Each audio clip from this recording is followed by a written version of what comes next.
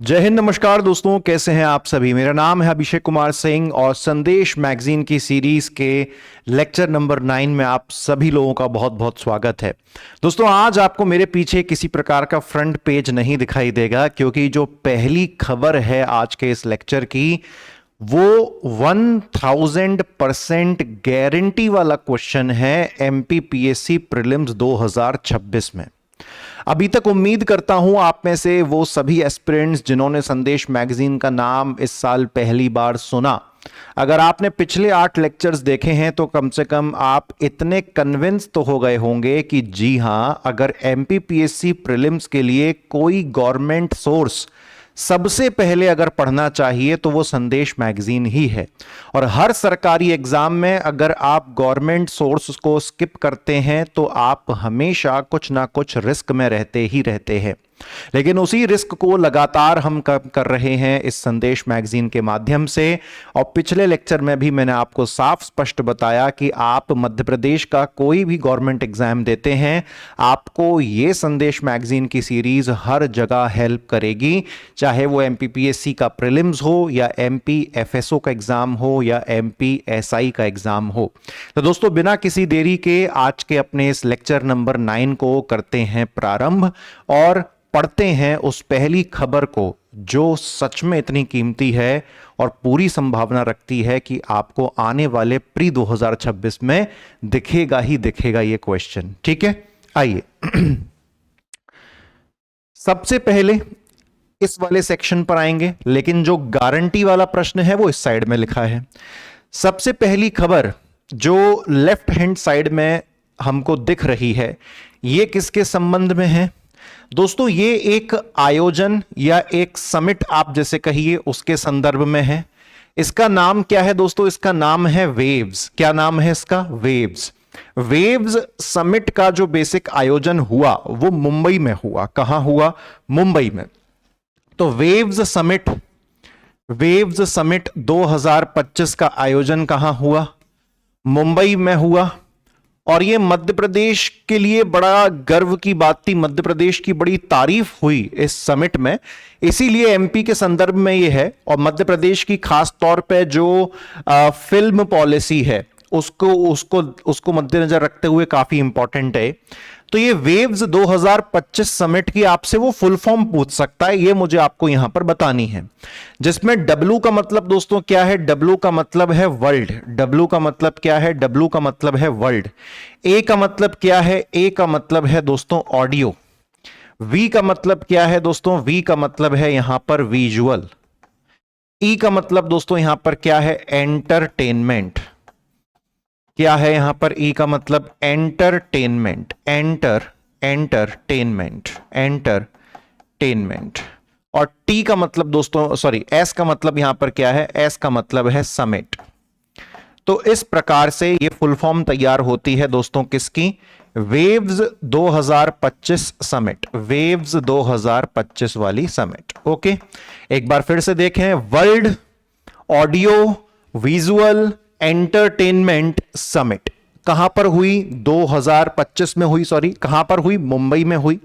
और मध्य प्रदेश की जो फिल्म पॉलिसी है 2025 वाली, उसकी बढ़ चढ़ के तारीफ जो है वहां पर की गई। मुंबई में आयोजित ये वेव्स समिट के अंदर मध्य प्रदेश ने अपना एक पवेलियन कह लीजिए, अपनी एक झांकी टाइप की कह लीजिए, वो बनाई।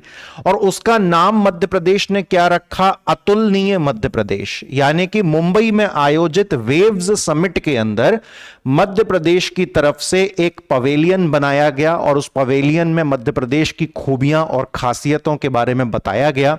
उस पवेलियन का नाम रखा गया अतुलनीय मध्य प्रदेश। यह हो गई दोस्तों इस खबर की सारी जानकारी। अब हम चलते हैं एक बहुत ही बेशकीमती खबर, क्योंकि दोस्तों यह खबर है विकसित मध्य प्रदेश 2047। विकसित मध्य प्रदेश 2047 इससे संबंधित है दोस्तों। विकसित मध्य प्रदेश 2047 के बारे में मैंने बहुत बखूबी समझाया था। कौन सी वीडियो में? मेरी 5 घंटे की मास्टर वीडियो में।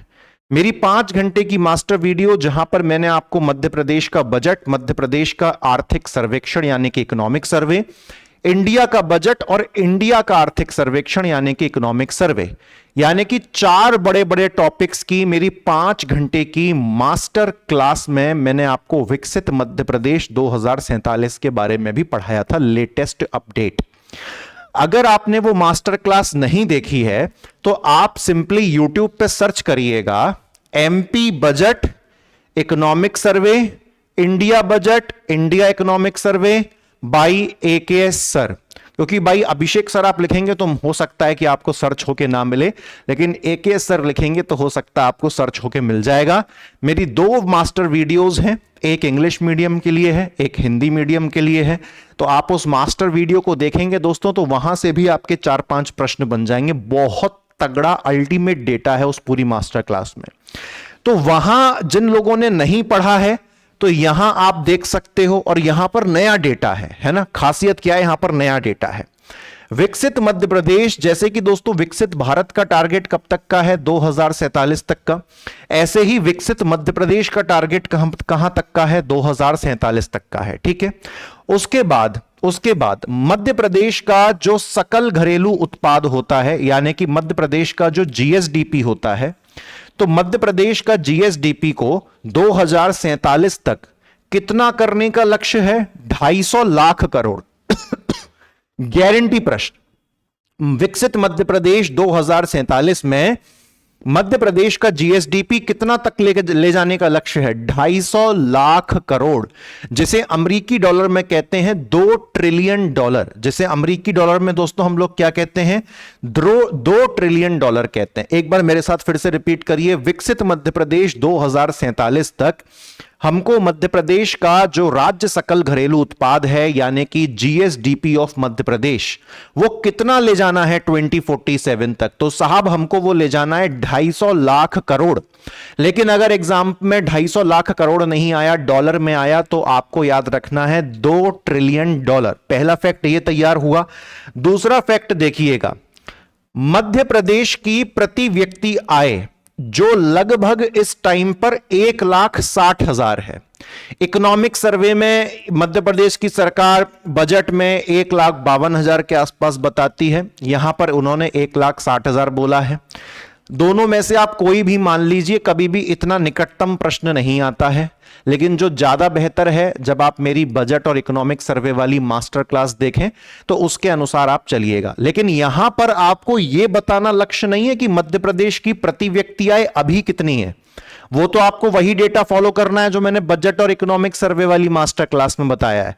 यहां पर जानने वाली बात यह है कि मध्य प्रदेश 2047 तक जो विकसित मध्य प्रदेश का टारगेट लेके बैठा है, तो 2047 तक मध्य प्रदेश की प्रति व्यक्ति आय कितना करने का उद्देश्य है, 22 लाख रुपए। बहुत बड़ा टारगेट बनाया है, लेकिन हमारे एग्जाम से बड़ा जरूरी है। रियलिटी में ये संभव हो पाएगा या नहीं हो पाएगा वो तो 2047 में जाके पता चलेगा, लेकिन अभी एग्जाम के लिए बहुत जरूरी है। विकसित मध्य प्रदेश 2047 में मध्य प्रदेश की प्रति व्यक्ति आय का लक्ष्य क्या रखा गया है, एमपी की पर कैपिटा इनकम का लक्ष्य क्या रखा गया है, तो वो रखा गया है 22 लाख रुपए। तो मैंने यहां पर बोला मध्य प्रदेश की प्रति व्यक्ति आय पर कैपिटा इनकम कब तक, 2047 तक। क्या टारगेट रखा गया है, क्या टारगेट रखा गया है, 22 लाख रुपए। 22 लाख रुपए याद हो जाएगा, ठीक है। तो जीएसडीपी, मध्य प्रदेश का जीएसडीपी कितना करना है 2047 तक, 250 लाख करोड़ या फिर 2 ट्रिलियन डॉलर। और मध्य प्रदेश की प्रति व्यक्ति आय कितनी करनी है 2047 तक, वो करनी है हमको 22 लाख रुपए। और प्रति व्यक्ति आय हमेशा सालाना निकलती है। कैसे निकलती है, सालाना, वार्षिक, है ना, एनुअली। तो मैंने यहां पे लिख दिया वार्षिक, एनुअली। ठीक है दोस्तों, क्लियर हो गया। अगले पेज पे चलते हैं। अगले में भी लूटपाट करने वाला माल बहुत सारा है, उसको भी देखते हैं।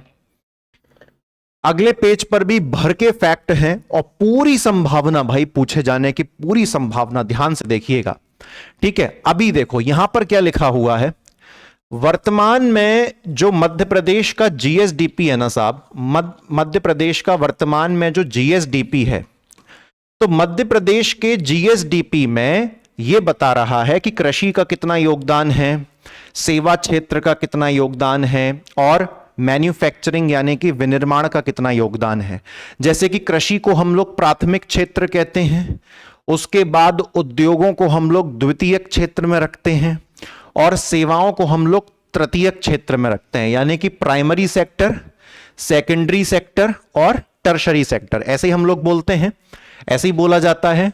तो ये जो डेटा है यहां, ये भी आपको वो वाला याद रखना है जो मैंने एमपी की बजट और इकोनॉमिक सर्वे वाली मास्टर क्लास में बताया है। देखो सुनो मेरी बात को वापस से, मध्य प्रदेश में किस चीज का कितना योगदान है, मध्य प्रदेश में कोई चीज का कितना प्रतिशत है, परसेंट है, इसके लिए आपको सिर्फ वही डेटा फॉलो करना है जो मैंने बजट और इकोनॉमिक सर्वे वाली मास्टर क्लास में बताया है। मैं वापस रिपीट कर रहा हूं, भविष्य के लिए अगर कुछ बनाया जा रहा है, भविष्य के लिए अगर कुछ लक्ष्य बनाया जा रहा है, तो उसके लिए आप बिल्कुल संदेश मैगजीन के डेटा पर भरोसा करके चल सकते हैं। पिछले साल एक क्वेश्चन आया था कि पिछले 12 वर्षों में मध्य प्रदेश की प्रति व्यक्ति आय कितने गुना बढ़ी है, तो संदेश मैगजीन में साफ स्पष्ट मैंने पढ़ाया था, स्क्रीनशॉट भी यूट्यूब पर डाला था कि भैया 4 गुना बढ़ी है। मैंने लिखा था 4 into x, 4 टाइम्स, और वो संदेश मैगजीन में साफ स्पष्ट था। तो संदेश मैगजीन का डेटा सरकार मानती है, लेकिन जो वर्तमान वाला डेटा है अगर वो बजट और इकोनॉमिक सर्वे में भी दे रखा है तो मैं उसको मानूंगा। भविष्य के लिए कोई लक्ष्य सेट किया गया है तो मैं इस वाले के अनुसार चलूंगा, ठीक है। तो अभी सोचो, अभी इसके अनुसार क्या कह रहा है कि मध्य प्रदेश के जीएसडीपी में जो एग्रीकल्चर है, जो कृषि है, उसका कंट्रीब्यूशन योगदान कितना बता रहा है, 43%। उद्योग का कंट्रीब्यूशन यानी कि जो मैन्युफैक्चरिंग है, इंडस्ट्रीज, उनका योगदान कितना बता रहा है, 21। और जो सर्विस सेक्टर है, सेवाएं, उनका योगदान कितना बता रहा है, 36। इकोनॉमिक सर्वे और बजट में ये आंकड़े बदल सकते हैं, तो आप वही वाले फॉलो करना। इसको पढ़ने के बाद चिंता में मत आना, ठीक है, वरना आप चिंता करने लग जाते हो 2 मिनट के अंदर। लेकिन जो मेन इंपॉर्टेंट बात है वो क्या है कि 2047 में हमने इस लक्ष्य को क्या रखा है। अब आप देखने वाले हो कि 2047 में हमने ये लक्ष्य क्या कर दिया है। तो 2047 में हमारा ये लक्ष्य क्या हो गया है, आइए हम इसको देखते हैं। 2047 में जो हमारा एग्रीकल्चर रहेगा, एग्रीकल्चर समझते हैं सभी विद्यार्थी, कृषि, तो उसका योगदान हमें कितना प्रतिशत करना है, उसका योगदान हमको 24 से 28% करना है। अब ये मत कहना कि सर वर्तमान में एग्रीकल्चर का योगदान 43 है, अब हम 2047 में जाके उस योगदान को कम क्यों करना चाह रहे हैं।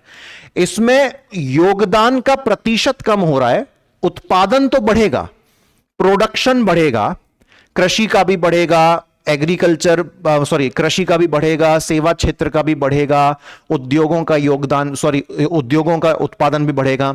तो कृषि, सेवा क्षेत्र और उद्योग तीनों का प्रोडक्शन अर्थात उत्पादन तो बढ़ेगा, लेकिन जो सेवा क्षेत्र और जो इंडस्ट्रीज हैं इनका योगदान प्रतिशत बढ़ जाएगा, जिसकी वजह से कृषि का योगदान प्रतिशत कम हो जाएगा। यानी कि कृषि का प्रोडक्शन तो बढ़ेगा 2047 तक, लेकिन सेवा क्षेत्र और उद्योगों की तुलना में जीएसडीपी के अंदर उसका जो योगदान प्रतिशत है वो कम आ जाएगा।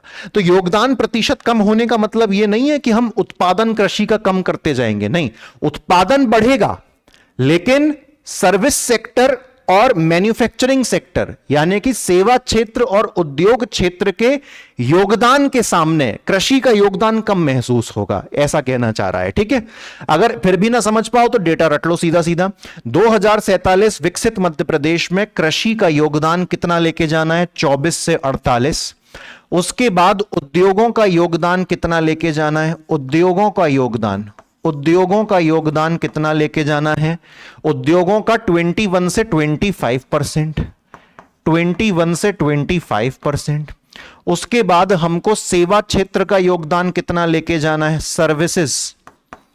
सर्विसेज सेवा क्षेत्र का योगदान हमको कितना लेके जाना है, 49 से 53%, 49 से 53%।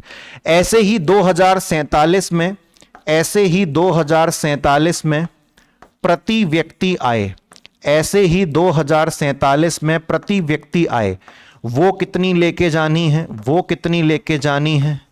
22 लाख वार्षिक, 22 लाख वार्षिक यानी कि एनुअली, 22 लाख वार्षिक यानी कि एनुअली। ये भी क्लियर हो गया दोस्तों। इसी के साथ साथ 2047 में जीएसडीपी कितना लेके जाना है? तो जीएसडीपी लेके जाना है 250 लाख करोड़, 250 लाख करोड़, या फिर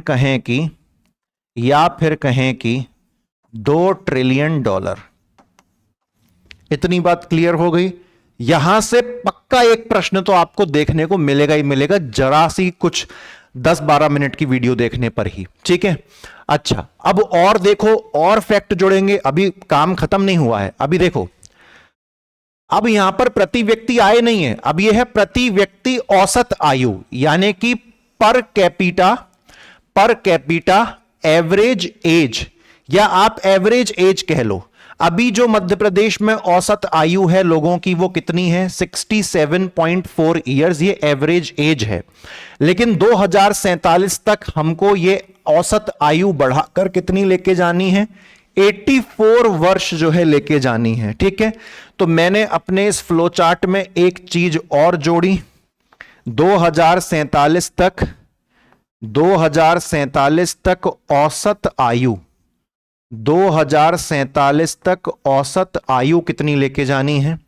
तो 2047 तक मुझे औसत आयु लेके जानी है साहब 84 वर्ष। कितनी? 84 वर्ष मुझे लेके जानी है। उसके बाद अभी और सुनो, अभी तो रुको, साक्षरता दर यानी कि लिटरेसी रेट वर्तमान में कितना बता रहा है?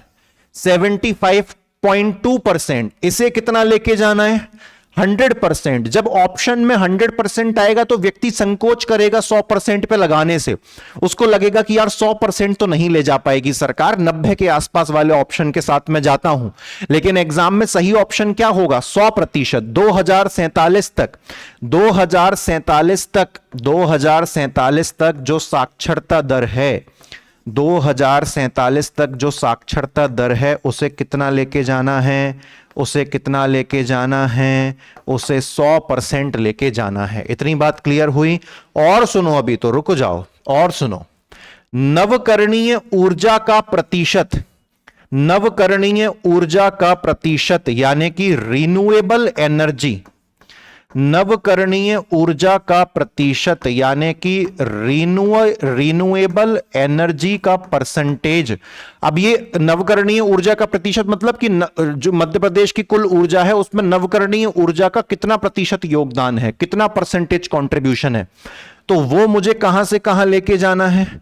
वो अभी वर्तमान में 22.5 के आसपास है, उसे मुझे लेके जाना है 75%। 75%। कब तक? 2047 तक। इतनी बात क्लियर हुई दोस्तों।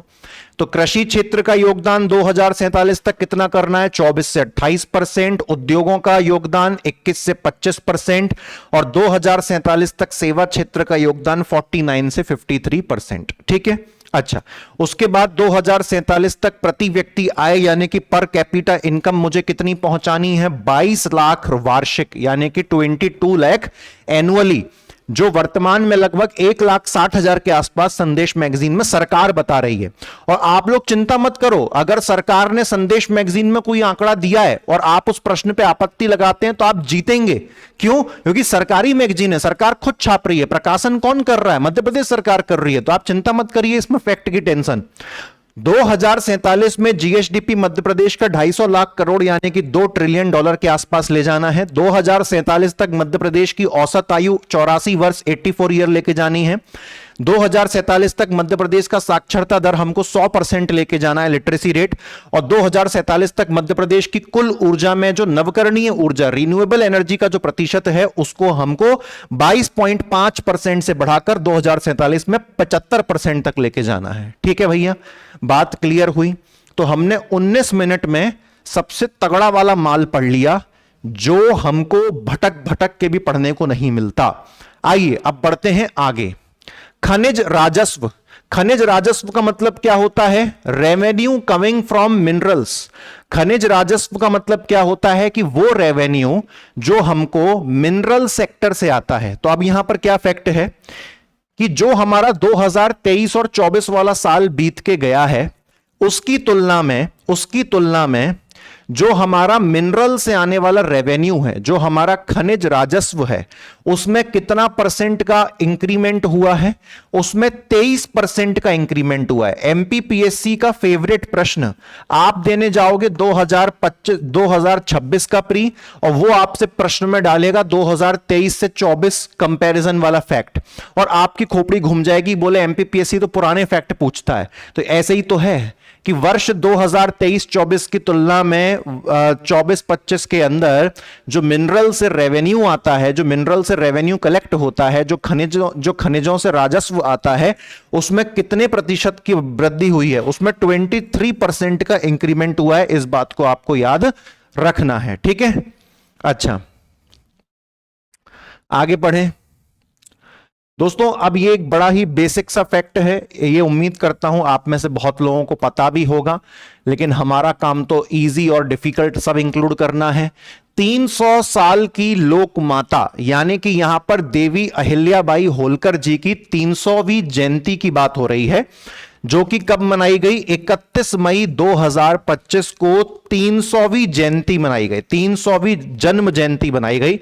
यहां पर लिखा हुआ है, हम इसको और स्पष्ट कर देते हैं। 31 मई 2025 300वीं जन्म जयंती, 300वीं जन्म जयंती,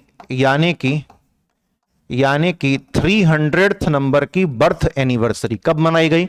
31 मई 2025। तारीख पूछेगा 31 मई 2025, फिर से बोलो 31 मई 2025, 300वीं जयंती, ठीक है। चलिए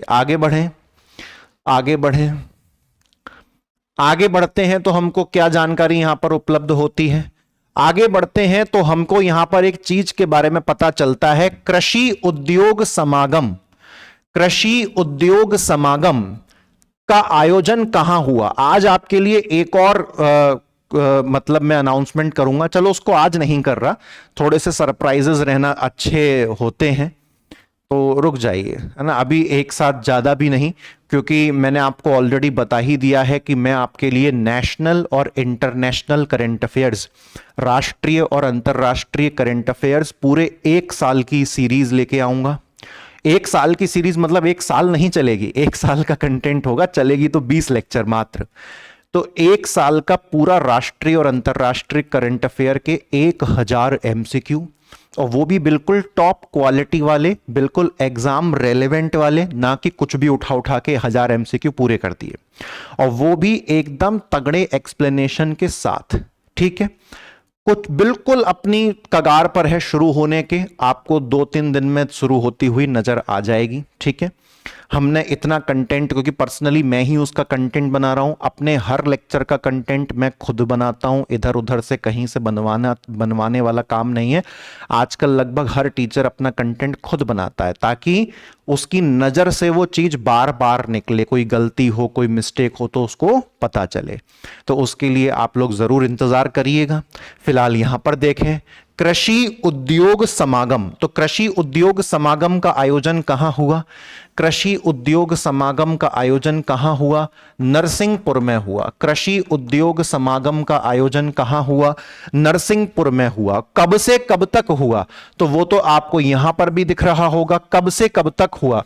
तो 26 से 28 मई तक हुआ। कब से कब तक हुआ? 26 से 28 मई तक हुआ।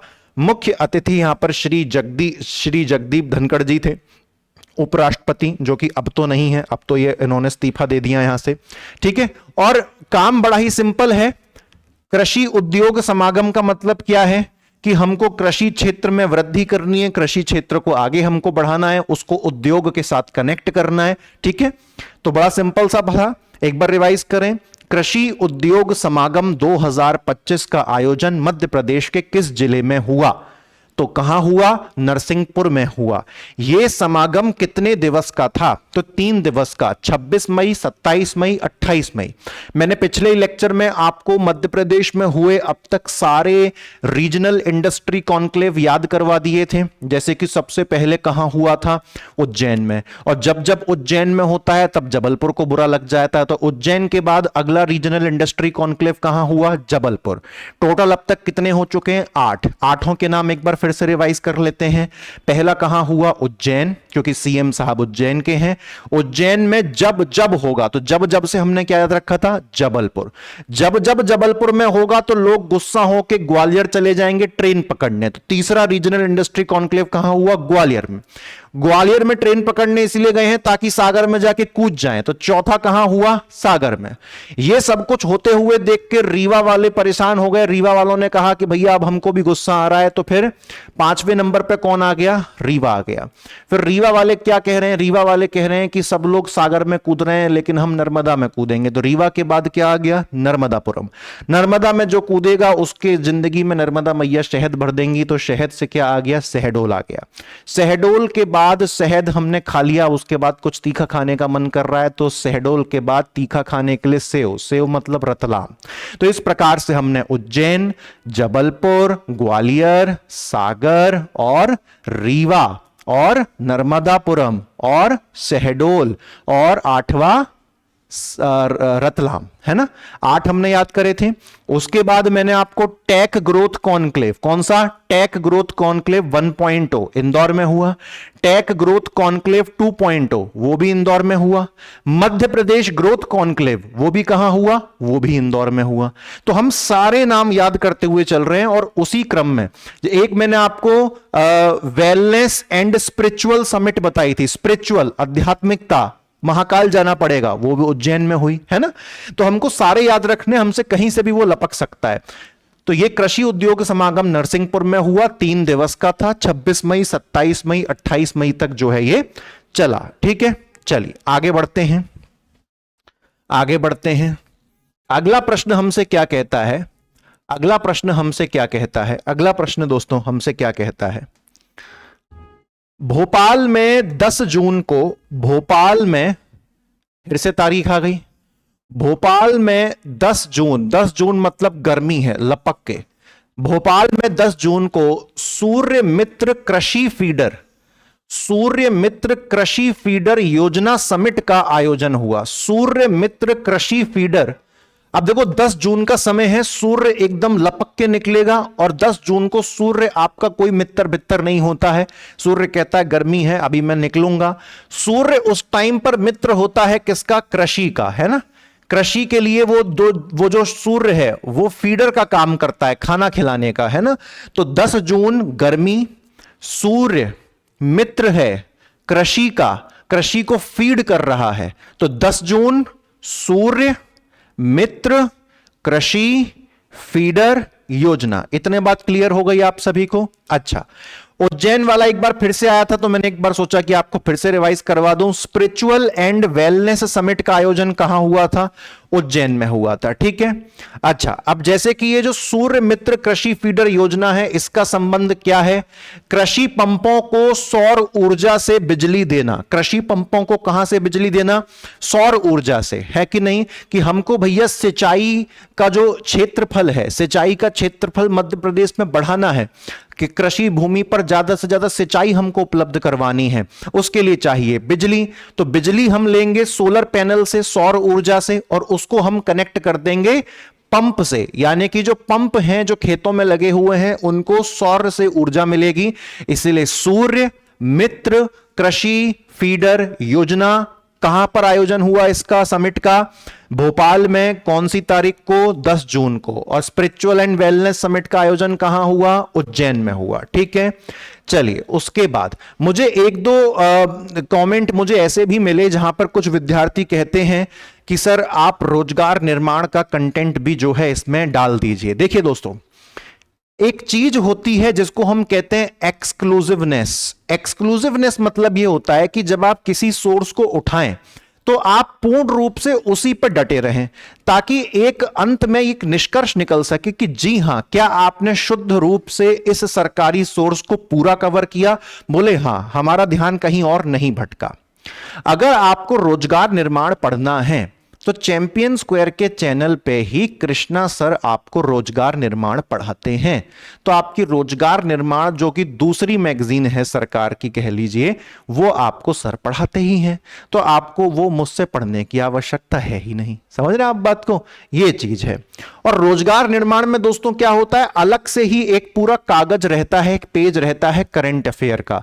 तो आप उसको साफ स्पष्ट उस पेज पर जाके भी पढ़ सकते हैं। और नहीं तो कृष्णा सर बेहतरीन पढ़ाते हैं अल्टीमेट लेवल का, आप उनसे भी पढ़ सकते हैं, कोई दिक्कत वाली बात नहीं है, है ना। चलिए यहां पर देखें, हाथी मित्र दल के गठन की मंजूरी। हाथी मित्र दल के गठन की मंजूरी। हाथी मित्र दल, हाथी मित्र दल एक दल बनाया गया सरकार के द्वारा जिसका नाम रखा गया हाथी मित्र दल। हाथी मित्र दल बेसिकली एक ऐसा बॉडी है, एक ऐसा निकाय है जो मानव और हाथियों के बीच का जो रिश्ता है उसको बेहतर बनाएगा और हाथियों के संरक्षण हेतु भी काम करेगा। ठीक है, अब सुनिएगा ध्यान से हाथी मित्र दल के बारे में। हाथी मित्र दल, सीधा सीधा प्रीलिम्स में प्रश्न बनेगा कि हाथी मित्र दल कब से कब तक बनाया गया है। तो हाथी मित्र दल जो है वो 2023 से बनाया गया है और कब तक के लिए, 2026 के लिए, यानी कि 23, 24, 25 और 26 खत्म। तो हाथी मित्र दल कुल कितने वर्षों के लिए बनाया गया है? 4 वर्षों के लिए। हाथी, एक प्रश्न यह आ सकता है कि हाथी मित्र दल का गठन कितने वर्षों के लिए हुआ है? खटाक क्वेश्चन, 4 वर्ष। हाथी मित्र दल की स्थापना किस वर्ष हुई? 2023। हाथी मित्र दल का जो अंत है, जो उसका समापन है, वो किस वर्ष में होगा? 2026। तो 3 प्रश्न इस तरीके से घूम घूम के आ सकते हैं। हाथी मित्र दल में कुल कितना पैसा खर्च किया जाएगा ये आपसे नहीं पूछेगा, मैंने फिर भी बस उसको हाईलाइट कर दिया है थोड़ा सा बताने के लिए कि एक नजर आपकी सामने से गुजर जाए कि लगभग सर 47 करोड़ के आसपास, है ना, ऐसा। उसके बाद दोस्तों यहां पर जब मैं मैगजीन को पढ़ रहा था तो उड़ते उड़ते चलते चलते खबर दिख गई, सोचा कि एक ऐसा फैक्ट है जो क्या पता एमपी जीके के नाम पर टपक जाए बीच में कहीं। वो देखिए क्या है, मध्य प्रदेश की सरकार ने इंदौर का लाल बाग पैलेस जो है उसका अधिग्रहण यानी कि उसको एक्वायर किस वर्ष में किया था? 1987 में। चलते फिरते ऐसा भी कुछ फैक्ट आ जाता है तो मैं उसको भी लपेट लेता हूं, क्योंकि मेरा उद्देश्य है पूरी मैगजीन से खोद खोद के चीजें निकाल के आपको देना। कोई डाउट नहीं, कोई मतलब सरप्राइज मत होइएगा, चौंकिएगा मत अगर ये प्रश्न आपको दिख जाए तो, कि मध्य प्रदेश सरकार ने इंदौर के लाल बाग पैलेस का अधिग्रहण, उसको एक्वायर कब किया था, किस वर्ष में किया था? 1987। ठीक है, हाथी मित्र दल क्लियर हो गया आपको 4 वर्ष के लिए, 2023, 24, 25, 26। Very nice. ठीक है, चलिए आगे बढ़े। अगला हमको क्या खबर देखने को मिलती है? देवी अहिल्याबाई होलकर प्रशिक्षण कार्यक्रम। ये एक नया कार्यक्रम बनाया है सरकार ने। नाम क्या रखा है? नाम रखा है देवी अहिल्याबाई होलकर, देवी अहिल्याबाई होलकर प्रशिक्षण कार्यक्रम। अब यहां पर एक प्रश्न बनेगा आपके प्रीलिम्स में, यहां पर एक प्रश्न बनेगा आपके प्रीलिम्स में, और वो क्या बनेगा कि देवी अहिल्याबाई होलकर प्रशिक्षण कार्यक्रम में कुल या ऐसे बोले कि अधिकतम कितने रुपए की ब्याज में छूट प्राप्त होगी? देवी अहिल्याबाई प्रशिक्षण कार्यक्रम योजना हेतु देवी अहिल्याबाई होलकर प्रशिक्षण कार्यक्रम योजना के अंतर्गत कुल कितने रुपए की ब्याज में छूट मिलेगी एक योग्य व्यक्ति को? तो आपसे टोटल वो अमाउंट पूछ सकता है, तो मैं आपको पूरी ही खबर पढ़ा देता हूं। जो भी जरूरतमंद व्यक्ति होगा उसे बैंक ब्याज, जो भी उसने लोन ले रखा है तो उसको उस पर वो ब्याज भरता होगा, तो बैंक ब्याज में उसे प्रतिवर्ष कितने हजार रुपए की छूट प्राप्त की दी जाएगी? 1,000 रुपए की छूट दी जाएगी। और जो पूरा जीवन काल है उसका, जितना भी उसने लोन ले रखा है, अधिकतम उसको 10 साल तक 1,000 की जो है छूट दी जाएगी। यानी कि पूरे जीवन काल में किसी व्यक्ति को अधिकतम इस योजना के तहत 10,000 रुपए प्रति व्यक्ति ऋण की ब्याज में छूट दी जाएगी। यानी कि इसमें अगर हम देखें तो ये जो योजना है देवी अहिल्याबाई होलकर प्रशिक्षण योजना, इसमें ब्याज में छूट दी जाएगी। और ब्याज में छूट के 2 पैरामीटर हैं। एक जो है वार्षिक है, एक वार्षिक ब्याज छूट। वार्षिक ब्याज छूट कितने की मिलेगी? वार्षिक ब्याज छूट कितने की मिलेगी? 1,000। ठीक है, 1,000। और पूरे जीवन काल में यानी कि अधिकतम से अधिकतम पूरे जीवन काल में कितने की छूट मिलेगी? पूरे जीवन काल में 10,000 की छूट मिलेगी ब्याज में। इतनी बात क्लियर हो गई। सीधा आपसे प्रश्न बन जाएगा, ऑप्शन उठा के वो आपको दे देगा। ऐसे बनाएगा आपके लिए option A B C D। यहां लिखेगा 5,000, यहां लिखेगा 10,000, यहां लिखेगा 15,000 और यहां लिखेगा 20,000। और आपसे सीधा प्रश्न पूछ लेगा कि देवी अहिल्याबाई होलकर प्रशिक्षण कार्यक्रम योजना के अंतर्गत प्रति व्यक्ति जीवन काल में कुल कितनी ब्याज छूट दी जाएगी? तो बस जिसने नहीं पढ़ा वो तुक्का लगाएगा। जो सही आंसर है वो क्या है दोस्तों? 10,000 रुपए है। इतनी बात क्लियर हो गई? बहुत बढ़िया, है ना। अच्छा, प्रति वर्ष इस योजना पर, अब ऐसा तो है नहीं कि केवल एक ही व्यक्ति को हर साल 1,000 रुपए की ब्याज में छूट मिल रही है। प्रति वर्ष इस योजना पर सरकार टोटल कितने रुपए का खर्चा करेगी? 100 करोड़ रुपए का व्यय यानी कि एक्सपेंडिचर करेगी सरकार अपनी जेब से प्रति वर्ष इस योजना के लिए। इतनी बात क्लियर हो गई? चलिए आगे बढ़ें। अच्छा, आगे बढ़ें तो आगे क्या मिल रहा है हमको? महानगर क्षेत्र नियोजन एवं विकास अधिनियम। इसको इंग्लिश में क्या कहते हैं? मध्य प्रदेश, MP लिख देते हैं, MP metropolitan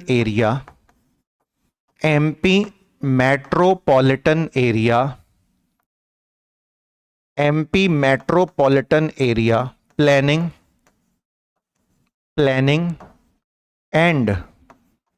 planning and development act 2025। ये एक नया एक्ट बनाया है मध्य प्रदेश की सरकार ने। किस चीज के लिए? कि जो मध्य प्रदेश में महानगर हैं, जो मेट्रोपॉलिटन एरियाज हैं, उनमें हम प्लानिंग और डेवलपमेंट और कैसे बेहतर कर सकें। ठीक है, तो इस एक्ट के तहत दोस्तों 2 चीजें बनाई जाएंगी। एक कमेटी बनाई जाएगी और दूसरी अथॉरिटी बनाई जाएगी। ठीक है, इस एक्ट के अंडर में 2 चीजें बनाई जाएंगी, एक होगी कमेटी और दूसरी होगी अथॉरिटी। तो कमेटी का नाम यहां पर क्या लिखा हुआ है? महानगर योजना समिति। इसको हम इंग्लिश में बोलेंगे मेट्रोपॉलिटन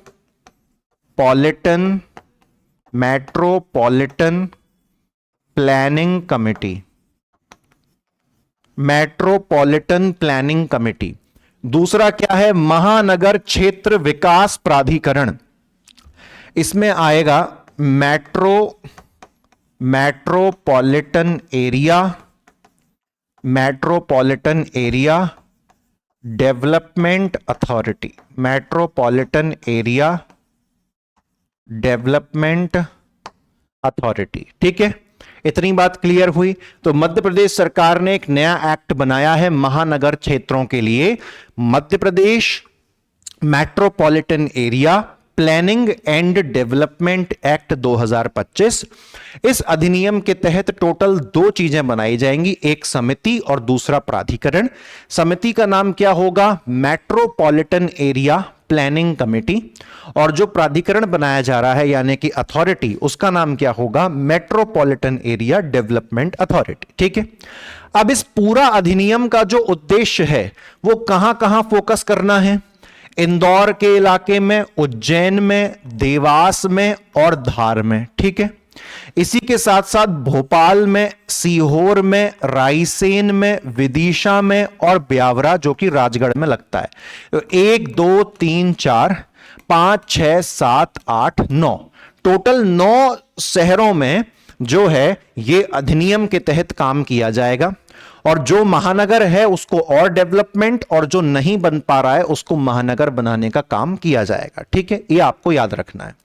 उसके बाद दोस्तों, जैसे कि स्वच्छता अभियान चलता है हमारे देश में, ऐसे ही मध्य प्रदेश के लेवल पर एक स्वच्छता अभियान चलाया गया है, मुख्यमंत्री शहरी स्वच्छता मिशन। लेकिन इसका काम जो है सड़क शहर साफ करना नहीं है, कंफ्यूज मत होइएगा। ठीक है, मुख्यमंत्री शहरी स्वच्छता मिशन कितने वर्षों के लिए चलाया गया है? कट टू कट क्वेश्चन, सीधे फैक्ट लपक के, सीधे लपक के फैक्ट है भैया। मध्य प्रदेश मुख्यमंत्री शहरी स्वच्छता मिशन कितने वर्षों के लिए चलाया गया? ये बिल्कुल वही हाथी मित्र दल की तरह है, 4 वर्षों के लिए चलाया गया है। लेकिन हाथी मित्र दल 23, 24, 25 और 26 के लिए था। लेकिन इसकी शुरुआत 23 से नहीं हो रही, इसकी शुरुआत इसी साल से हो रही है, 25, 26, 27 और 28, यानी कि ये 25, 26, 27 और 28 तक चलेगा मुख्यमंत्री शहरी स्वच्छता मिशन। अब इसमें होगा क्या? इसमें सड़कों की या शहरों की सफाई का मुद्दा नहीं है, वो तो स्वच्छता अभियान भारत में चलता ही है। मुख्यमंत्री शहरी स्वच्छता मिशन में क्या होगा कि शहरों में जो सेप्टिक टैंक होते हैं, सेप्टिक टैंक मतलब वो चेंबर होल, गटर वगैरह बने होते हैं, उसमें नाली कचरा सब बहता है आपके घर से निकला हुआ, तो सेप्टिक टैंक से जो कीचड़ निकलता है, जो स्लज निकलता है, उसको वाहनों में भर के, गाड़ियों में भर के उसको भेजा जाता है। तो उन गाड़ियों का खर्चा, ठीक है, उन गाड़ियों का खर्चा वो भी इस योजना के पैसों से उसका पूरा किया जाएगा कि भैया जब तक शहरों के सेप्टिक टैंक खाली ही नहीं होंगे, गाड़ियों में भर भर के उनका उपचार नहीं होगा, तब तक शहर तो पूरे चौक हो जाएंगे, ब्लॉक हो जाएंगे। तो ऐसी गाड़ियों के इंतजाम में जो भी खर्चा आएगा वो इस योजना से पूरा किया जाएगा। उसके बाद शहरों की जो सीवर लाइन होती है उसकी टाइम टू टाइम सफाई पे जो खर्चा आएगा वो उसके लिए इस योजना से पैसा लिया जाएगा। सीवर लाइन की सफाई करने के लिए जिन टूल्स, जिन उपकरण की जरूरत पड़ती है उसके लिए पैसा भी इसी योजना से लिया जाएगा। आपके शहरों में जो ठोस अपशिष्ट यानी कि जो सॉलिड वेस्ट होता है उसके प्रबंधन, उसके मैनेजमेंट के लिए भी इसी योजना से पैसा लिया जाएगा। उसके बाद ये सेप्टिक टैंक साफ करना, सीवर साफ करना, इसके लिए जो सफाई मित्र होते हैं, जो कर्मचारी होते हैं, उनकी सुरक्षा के लिए जिन टूल्स की, जिन उपकरण की जरूरत है उसका पैसा भी इसी योजना से लिया जाएगा। मतलब मुख्यमंत्री शहरी स्वच्छता मिशन का उद्देश्य सड़कें साफ करना नहीं है, शहर को खूबसूरत दिखाना नहीं है, शहर को भीतर से साफ करना है। यानी कि सेप्टिक टैंक, गटर, कीचड़ और आपका सीवर की पाइपलाइन और जो लोग सफाई करेंगे उनकी सुरक्षा हेतु, तो वो सारा खर्चा जो है मुख्यमंत्री शहरी स्वच्छता मिशन से पूरा किया जाएगा। और यह मिशन कुल कितने वर्षों के लिए चलाया जा रहा है? कुल 4 वर्षों के लिए चलाया जा रहा है। इसी वर्ष शुरू हुआ है 25, 26, 27, 28। और हाथी मित्र दल 4 वर्ष कौन से हैं? 23, 24, 25, 26। इतना क्लियर हो गया? अच्छा, आगे बढ़ते हैं। अगली खबर दोस्तों हमसे क्या कहती है? अगली खबर भी बहुत शानदार है। मध्य प्रदेश में 2 कंजर्वेशन रिजर्व की स्थापना की जाएगी। मध्य प्रदेश में 2 कंजर्वेशन रिजर्व की स्थापना के लिए मंजूरी दे दी है सरकार ने। तो मैंने क्या बोला? 2 कंजर्वेशन रिजर्व। अब ये कंजर्वेशन रिजर्व क्या होते हैं? देखिए, जो जलीय जीव होते हैं, जलीय जीव यानी कि जो लिविंग ऑर्गेनिजम्स पानी में रहते हैं, नदियों में रहते हैं, उन जलीय जीवों के संरक्षण के लिए, कंजर्वेशन के लिए ये कंजर्वेशन रिजर्व की मंजूरी दी गई है। तो 2 कंजर्वेशन रिजर्व की मंजूरी दी गई है ताकि जो वाटर एनिमल्स हैं, जो जलीय जीव हैं, उनका कंजर्वेशन यानी कि संरक्षण हो सके। तो पहला कंजर्वेशन रिजर्व किस जिले में खोला जाएगा? बैतूल जिले में खोला जाएगा। ठीक है, बैतूल जिले में इसका नाम रखा जाएगा ताप्ती कंजर्वेशन रिजर्व। बैतूल जिले में ताप्ती कंजर्वेशन रिजर्व। और दूसरा कहां पर खोला जाएगा? दूसरा खोला जाएगा बालाघाट जिले के सोनेवानी क्षेत्र का कंजर्वेशन रिजर्व। तो 2 कंजर्वेशन रिजर्व मध्य प्रदेश में खोले जाने की मंजूरी आ चुकी है, जिसमें से एक कंजर्वेशन रिजर्व का उद्देश्य है जलीय जीवों को यानी कि वाटर एनिमल्स को संरक्षण अर्थात कंजर्वेशन देना। पहला कंजर्वेशन रिजर्व ओपन किया जाएगा बैतूल जिले में, जिसका नाम रखा जाएगा ताप्ती कंजर्वेशन रिजर्व। और जो दूसरा कंजर्वेशन रिजर्व खोला जाएगा वो बालाघाट क्षेत्र के सोनेवानी क्षेत्र में खोला जाएगा कंजर्वेशन रिजर्व। इतनी बात क्लियर हो गई। चलिए अब दोस्तों हम बात कर लेते हैं, पिछले लेक्चर में हमने एक अभियान पढ़ा था। पिछले लेक्चर में हमने एक अभियान पढ़ा था जल गंगा संवर्धन अभियान। जल गंगा संवर्धन अभियान पिछले लेक्चर में हमने पढ़ा। और पिछले लेक्चर में हमने यह भी पढ़ लिया था कि यह 90 दिन तक चला। 90 दिन मतलब 30 मार्च से लेकर 30 जून तक चला। अब इस अभियान में हमको क्या करना था? हमको जो पानी आता है, खासतौर पे जो बारिश का पानी आता है, उसको कलेक्ट करके, उसका संचय करके उसको बचाना था। तो इस काम के अंदर खेतों में जो तालाब बनाए गए, इस काम के अंदर जो खेतों में तालाब बनाए गए यानी कि खेत तालाब निर्माण, तो खेत तालाब निर्माण में खास तौर पे जो जिला मध्य प्रदेश में रैंक 1 पर रहा वो है अलीराजपुर। इतनी बात समझ में आई आपको? तो ध्यान देने वाली बात क्या है? अलीराजपुर की रैंक 1 आई, अलीराजपुर की रैंक 1 आई। और रैंक 1 आई वो मध्य प्रदेश में आई, मध्य प्रदेश में आई। और कौन सी कैटेगरी में क्या बनाने के मामले में? कौन सी कैटेगरी में क्या बनाने के मामले में? खेत तालाब, खेत तालाब। और अभियान का नाम क्या है? अभियान का नाम है जल गंगा संवर्धन अभियान, जल गंगा संवर्धन अभियान। और ये अभियान कुल कितने दिनों तक चला? ये अभियान कुल 90 दिनों तक चला। इतनी बात क्लियर हो गई। अलीराजपुर नाम याद रहेगा, रैंक 1 याद रहेगी, मध्य प्रदेश में रैंक 1 आई है। कौन सी कैटेगरी में, क्या करने के मामले में? खेत तालाब निर्माण के मामले में। यह अभियान का नाम जल गंगा संवर्धन अभियान कितने दिन तक चला? 90 दिन तक, 30 मार्च से 30 जून 2025। उसके बाद दोस्तों आगे बढ़ते हैं, उसके बाद आगे बढ़ते हैं। अगला प्रश्न खेल से संबंधित है। और जब भी कोई खेल संबंधित प्रश्न स्वर्ण पदक पे आ जाता है तो वो बहुत इंपॉर्टेंट हो जाता है। जैसे कि यहां पर देखिएगा, यहां पर ये है हमारे राजा साहब और इनका नाम भी है दोस्तों प्रिंस। ठीक है, प्रिंस साहब जो हैं ये अभी हाल ही में स्वर्ण पदक जीत के आए हैं। पहली चीज तो ये इंपॉर्टेंट हो गई। इनका पूरा नाम है प्रिंस गोस्वामी। अभी एक प्रश्न आपको कमेंट सेक्शन के लिए भी दूंगा ताकि आप दिमाग दौड़ाएं। और मैंने देखा है कि आप लोग बहुत सारे विद्यार्थी जो प्रश्न मैं पूछता हूं उसका जवाब देने में उतनी संख्या नहीं होती जितने आप लाइक करते हैं। पहली बात तो आपको लाइक करना है, वीडियो को लाइक करना है, उससे हमारा भी मनोबल बढ़ता है। दूसरी बात, अगर हम कोई प्रश्न पूछते हैं तो उसका जवाब कमेंट में आपको जरूर देना है। ठीक है, मेरा जो प्रश्न है अभी मैं आपको बताऊंगा, पहले इधर सुनिए। पूरा नाम है प्रिंस गोस्वामी। स्वर्ण पदक इन्होंने जीता है। काय में जीता है? Asia Pacific sprint cup 2025। इतनी बात समझ में आ गई। प्रिंस गोस्वामी नाम है, स्वर्ण पदक यानी कि गोल्ड मेडल जीता है एशिया पैसिफिक स्प्रिंट कप 2025। आयोजन कहां हुआ? जापान में आयोजन हुआ, जापान में आयोजन हुआ। और कौन से खेल में? काइकिंग कीनोइंग। कौन से खेल में?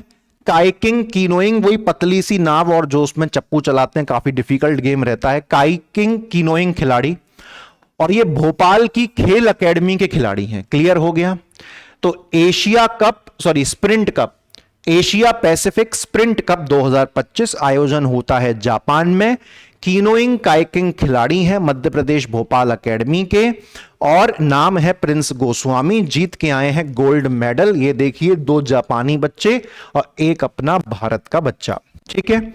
उसके बाद यहां पर आपको जो प्रश्न का जवाब मुझे देना है कमेंट सेक्शन में, तो ये आप मुझे कमेंट में बताएं, कमेंट में आंसर दीजिए आप। कमेंट में आपको आंसर ये देना है कि प्रिंस गोस्वामी का संबंध मध्य प्रदेश के किस जिले से है। थोड़ा सर्च करना पड़ेगा लेकिन तुरंत मिल जाएगा। प्रिंस गोस्वामी का संबंध मध्य प्रदेश के किस जिले से है, ठीक है। इतनी बात क्लियर हो गई दोस्तों। आज से हम एक और मुहिम शुरू कर रहे हैं कि आप जहां कहीं भी बैठकर मेरे इस लेक्चर को देखें, आपको कमेंट सेक्शन में अपना जो प्लेस है वो आपको लिखनी है, ठीक है। जैसे कि अगर आप इंदौर से हैं तो आप लिख सकते हैं वॉचिंग फ्रॉम इंदौर, या वॉचिंग फ्रॉम इंदौर ना लिखें तो मेरा जो तरीका है सिंपल, जहां कहीं भी आप इस लेक्चर को देख रहे हैं आप उस जगह का नाम और आगे एक हार्ट इमोजी लगाएं। आप इंदौर से देख रहे हैं तो इंदौर का लगाएं, आप जबलपुर से देख रहे हैं तो आप जबलपुर का नाम लिख के हार्ट इमोजी लगाएं, आप भोपाल से देख रहे हैं तो भोपाल का नाम लिख के हार्ट इमोजी लगाएं। इससे हमको पता चलता है कि आप हमको कहां से बैठ के जो है देख रहे हैं फिलहाल, ठीक है। चलिए, तो मुझे इसका प्रश्न का आप जरूर जवाब दीजिएगा। नाम है इनका फिलहाल प्रिंस गोस्वामी, ठीक है। अच्छा, आगे बढ़ते हैं अगले प्रश्न की ओर। यह बहुत अच्छा प्रश्न है, एनर्जी हैंडलिंग का नया कीर्तिमान। कीर्तिमान का मतलब दोस्तों क्या हो जाता है? कीर्तिमान का मतलब हो जाता है रिकॉर्ड। कीर्तिमान का मतलब हो जाता है रिकॉर्ड। वर्ष 2024-25 में विद्युत प्रणाली के संचालन का मतलब क्या हो गया? ऑपरेशन, अंग्रेजी में हो गया ऑपरेशन। इसमें एक ऐतिहासिक कीर्तिमान यानी कि एक हिस्टोरिक रिकॉर्ड बनाया है मध्य प्रदेश ने। पिछले वर्ष की तुलना में, यानी कि जो 2023-24 का वर्ष बीत गया, तो पिछले वर्ष की तुलना में विद्युत ऊर्जा का सफलतापूर्वक संचालन जो हुआ है उसमें 6.2% की वृद्धि आई है। अब आप में से कुछ एस्पिरेंट कंफ्यूज हो सकते हैं और आप इसको बोल सकते हैं कि सर 6.2% बिजली का उत्पादन ज्यादा हुआ है क्या? यह क्वेश्चन है? नहीं, यह क्वेश्चन उत्पादन से संबंधित नहीं है, यह क्वेश्चन संचालन से संबंधित है, रिलेटेड टू ऑपरेशन।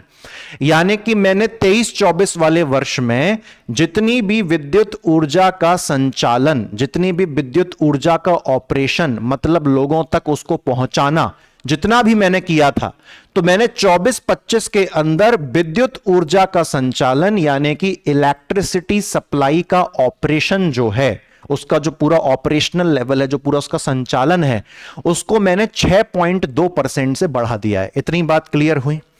इतनी बात आप सभी को क्लियर हो गई? तो ये खबर उत्पादन से संबंधित नहीं है, ये उत्पादन यानी कि प्रोडक्शन से संबंधित नहीं है। ये उत्पादन यानी कि प्रोडक्शन से संबंधित, ये उत्पादन यानी कि प्रोडक्शन से संबंधित नहीं है, ये संचालन से संबंधित है। ये संचालन यानी कि ऑपरेशनल लेवल से संबंधित है, ये ऑपरेशनल लेवल से संबंधित है। इतनी बात दोस्तों आप सभी को क्लियर हो जाती है। तो हमने सफलतापूर्वक कितना अधिक ऊर्जा का संचालन किया है? तो अगर मैं 23-24 के वर्ष की तुलना करूं तो 24-25 वर्ष के अंदर मध्य प्रदेश ने एक ऐतिहासिक रिकॉर्ड बनाते हुए इलेक्ट्रिसिटी सप्लाई का जो ऑपरेशन है यानी कि विद्युत ऊर्जा का जो संचालन है वो 6.2% से ज्यादा किया है। यह दर्शाता है इस बात को कि मध्य प्रदेश ना केवल विद्युत ऊर्जा बनाता है बल्कि उसका ऑपरेशनल लेवल, उसका संचालन का स्तर भी दिन प्रतिदिन बढ़ रहा है। ठीक है, तो ये 6.2% हमको यहां पर याद रखना है। उसके बाद दोस्तों यहां पर मैं आपको बताता हूं कि संदेश मैगजीन कभी कभार ऐसी खबरों को भी उठाती है जो ना सिर्फ मध्य प्रदेश के नजरिए से हो बल्कि भारत के स्तर से भी हो। तो इन्होंने यहां पर नीरज चोपड़ा वाली खबर उठाई है कि नीरज चोपड़ा ने दोहा डायमंड लीग 2025 में, दोहा डायमंड लीग 2025 में भारत के इकलौते एथलीट बन गए हैं जिन्होंने भाला फेंक कंपटीशन में 90 मीटर के लेवल को पार कर दिया है। क्योंकि नीरज चोपड़ा जी ने भाला फेंक में 90.23 मीटर दूरी तक भाला फेंका है। यह नीरज चोपड़ा जी के लिए भी पहली बार 90 मीटर से दूर इन्होंने फेंका है। ठीक है, तो किसी भारतीय एथलीट के लिए भाला फेंक यानी कि जेवलिन थ्रो में पहली बार 90 मीटर का लेवल पार हुआ है। और एग्जैक्ट कितना फेंका उन्होंने भाला? 90.23। और ये कौन सी लीग में? दोहा डायमंड लीग 2025। आपको एक और प्रश्न का जवाब कमेंट सेक्शन में देना है कि दोहा नाम की ये जो जगह है दोहा डायमंड लीग, ये दोहा डायमंड लीग का आयोजन कहां हुआ? ये आपको एक्टिव रहना है दोस्तों, आपको एक्टिव रहना है, केवल आपको सुनने नहीं आना है इधर। इसका आयोजन कहां हुआ ये आपको कमेंट में जवाब देना है। तो पहला आपको जवाब देना है कि प्रिंस गोस्वामी मध्य प्रदेश के किस जिले से संबंधित हैं जो हाल ही में स्वर्ण पदक जीत के आए हैं? जापान में काइकिंग और कीनोइंग खिलाड़ी हैं, तो किस जिले से संबंधित हैं वो बताना है। और दूसरा, दोहा डायमंड लीग 2025 का आयोजन किस देश में हुआ आपको यह बताना है। 90.23 मीटर की दूरी आपको याद रखनी है। ये भारतीय एथलीट इकलौते बन गए हैं भाला फेंक में जिन्होंने 90 का लेवल पार किया है। दोस्तों हमने एक बगिया मां के नाम काफी डिटेल में पढ़ा अपने बीते 8 लेक्चर्स में। एक पेड़ मां के नाम 1.0 अच्छे से पढ़ा, एक पेड़ मां के नाम 2.0 अच्छे से पढ़ा। अब नया आ गया है वुमेन फॉर ट्री अभियान। अंग्रेजी में इसका नाम आ गया है विमेन फॉर ट्री अभियान। केंद्र सरकार का एक पेड़ मां के नाम से प्रेरित होकर मध्य प्रदेश ने लॉन्च किया है वुमेन फॉर ट्री। कौन सा? वुमेन फॉर ट्री अभियान। अब बोले सर ये कैसे अलग है, ये कैसे अलग है? तो सुनिए, वुमेन फॉर ट्री अभियान जो है ये इसका जो मुख्य फोकस रहेगा वो क्या रहेगा? अर्बन एरियाज यानी कि शहरी क्षेत्र। वुमेन फॉर ट्री अभियान का जो मुख्य उद्देश्य है वो कहां रहेगा? वो अर्बन एरियाज में, शहरी क्षेत्रों में रहेगा। इस अभियान को कब लॉन्च किया गया? तो विश्व पर्यावरण दिवस यानी कि 5 जून 2025। लगभग ये पेड़ मां के नाम और ये विमेन फॉर ट्री ये हमेशा विश्व पर्यावरण दिवस पर ही लॉन्च किए जाते हैं। ठीक है, चलिए उसके बाद फोकस समझ में आ गया ना। अर्बन एरिया, शहरी क्षेत्रों पे इसका मुख्य ध्यान रहेगा, वही पेड़ पौधे लगाने हैं। नाम क्या है? Women for tree. Madhya Pradesh गेहूं का रिकॉर्ड उपार्जन किया है। उपार्जन का मतलब क्या होता है अंग्रेजी में? प्रोक्योरमेंट। उपार्जन का मतलब क्या होता है? प्रोक्योरमेंट। प्रोक्योरमेंट मतलब जब सरकार किसानों से अनाज खरीदती है, जब सरकार किसानों से अनाज खरीदती है उसको हम उपार्जन या प्रोक्योरमेंट कहते हैं। तो आप सभी को पता है कि जो सरकार है वो किसानों को गेहूं की खरीदारी पर एमएसपी यानी कि मिनिमम सपोर्ट प्राइस, न्यूनतम समर्थन मूल्य देती है, जिसको सरकार ने अब की बार जो है 175 रुपए प्रति क्विंटल बढ़ाया है। ये एक बोनस दिया है जिसकी वजह से किसानों ने ज्यादा गेहूं बेचा है मध्य प्रदेश की सरकार को, और जिसकी वजह से रिकॉर्ड तोड़ उपार्जन हुआ है। तो आपसे वो उपार्जन की क्वांटिटी नहीं पूछेगा, वो आपसे उपार्जन की क्वांटिटी नहीं पूछेगा, बस आपसे ये पूछेगा कि मध्य प्रदेश गेहूं के उपार्जन में यानी कि in terms of procurement of wheat तो देश में कौन सा स्थान है मध्य प्रदेश का? तो उपार्जन कार्य में यानी कि प्रोक्योरमेंट के इस काम में, किसानों से अनाज खरीदने के मामले में मध्य प्रदेश का देश में दूसरा स्थान है, यानी कि सेकंड रैंक है।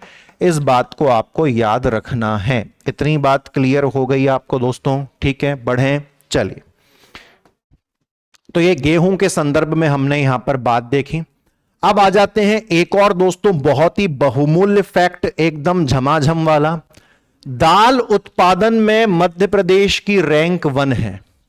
मैंने इसीलिए सारे अलग अलग कलर से आपको हाईलाइट करके दिए हैं ताकि आपको सब कुछ साफ स्पष्ट दिखे। पीला वाला हाईलाइट बात करता है दालों के उत्पादन में फर्स्ट रैंक है। खाद्यान्न उत्पादन, खाद्यान्न का मतलब क्या होता है? खाद्यान्न का मतलब होता है फूड ग्रेन्स। खाद्यान्न के उत्पादन में, फूड ग्रेन्स के उत्पादन में मध्य प्रदेश की कौन सी रैंक है? मध्य प्रदेश की 2nd रैंक है। ये हम लोगों ने दोस्तों देख लिया। अच्छा, उसके बाद तिलहन उत्पादन में यानी कि ऑयल सीड्स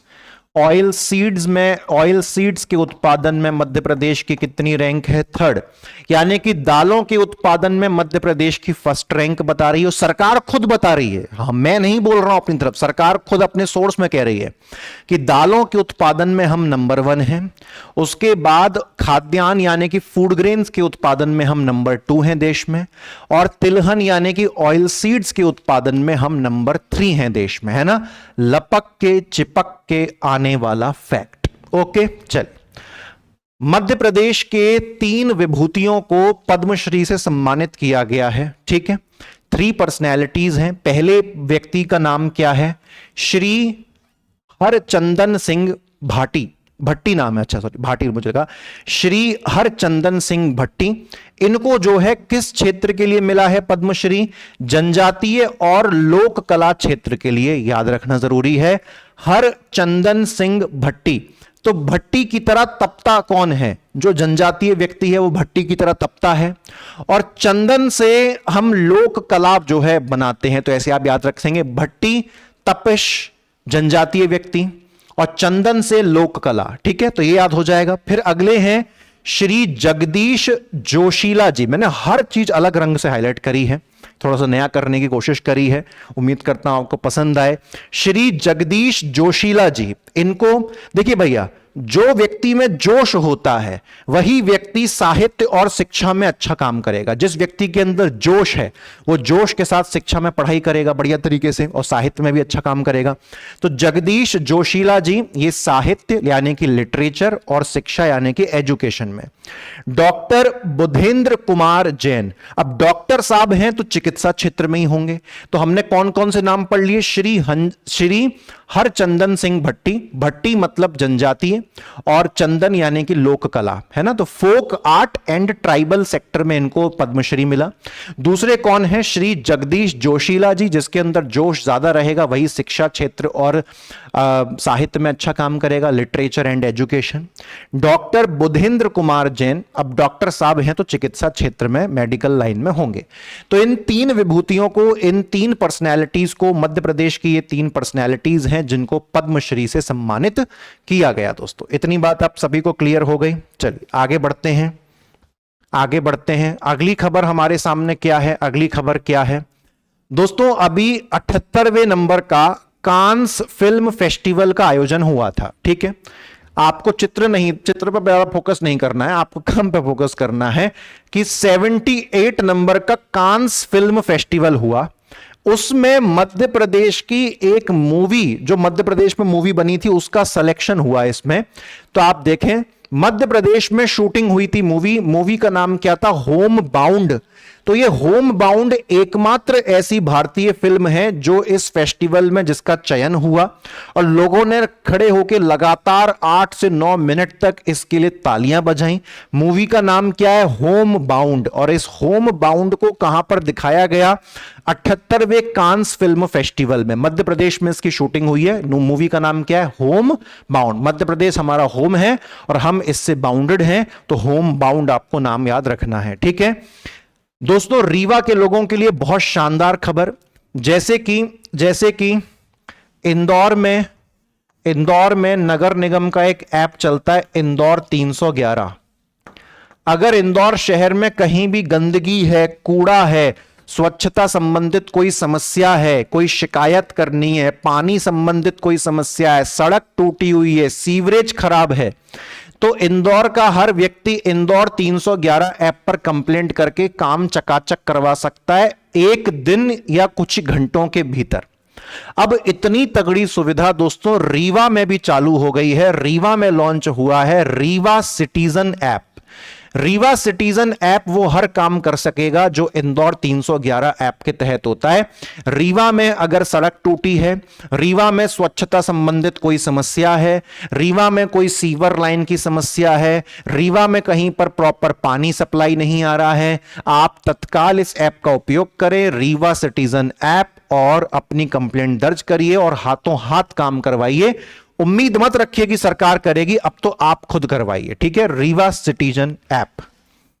उसके बाद दोस्तों जो आज की आखिरी खबर में हमको दिखता है, मध्य प्रदेश खनिज ब्लॉक यानी कि मिनरल ब्लॉक्स की नीलामी में कौन से रैंक पर है? प्रथम है।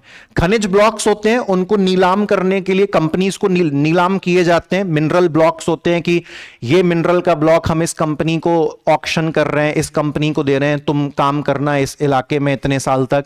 तो खनिज ब्लॉकों की नीलामी में मध्य प्रदेश की रैंक क्या है? खनिज ब्लॉक की नीलामी में मध्य प्रदेश की रैंक 1 है। सीधी सी बात यहां पर यह खत्म।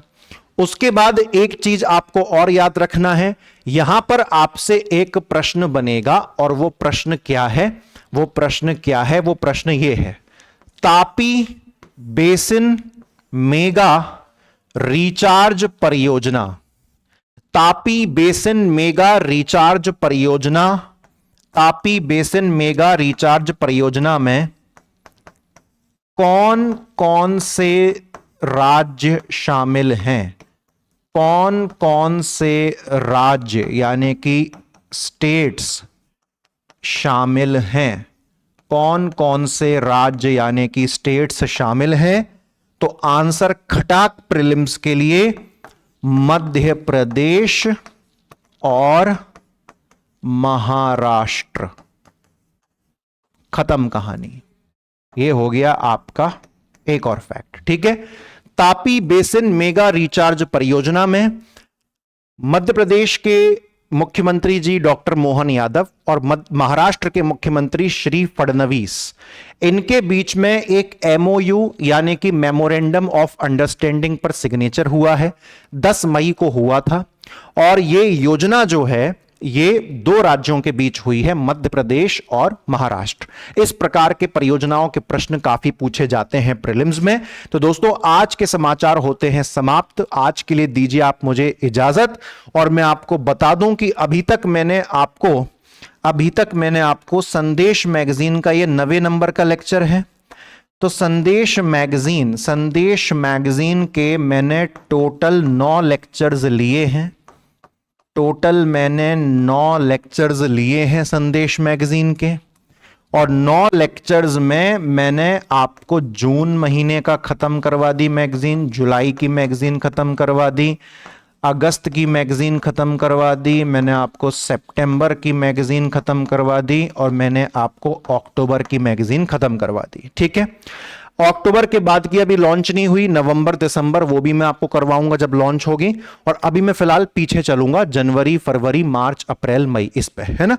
तो लगातार हमारा क्रम चलता रहेगा, और जो हमारा लक्ष्य था 20 से 25 लेक्चर्स में 1 साल की मैगजीन को खत्म करना, तो हम ज्यादा आपका समय भी नहीं ले रहे, पूरा हम स्टडी करके आते हैं ताकि आपका समय ना खर्च हो। क्योंकि हम 1 घंटे का लेक्चर अगर बनाते हैं तो हमारे आराम से 4 से 5 घंटे उस पर मिनिमम घुसते ही घुसते हैं। ज्यादा ही चले जाते हो, ये तो हम गिन रहे हैं, 4-5 घंटे तो जाते ही जाते हैं, लेकिन आपका बहुत बहुमूल्य समय बच जाता है, क्योंकि आपको 10 यूनिट तैयार करनी है। तो मैं बिल्कुल नहीं चाहता कि मैं आपका पूरा समय खाऊं, आपको कम से कम समय में यहां पर चीजें उपलब्ध करवा दी जाती हैं, ठीक है। तो चलिए, थैंक यू वेरी मच। जय हिंद दोस्तों, जय हिंद। और कमेंट सेक्शन में जो आज के 2 प्रश्न पूछे उनके आंसर जरूर लिखें, और आप कहां से बैठकर मुझे देख रहे हैं, मेरे इस लेक्चर को देख रहे हैं, जरूर कमेंट में अपना जिला बताएं और आगे हार्ट इमोजी लिखें। Thank you very much. जय हिंद।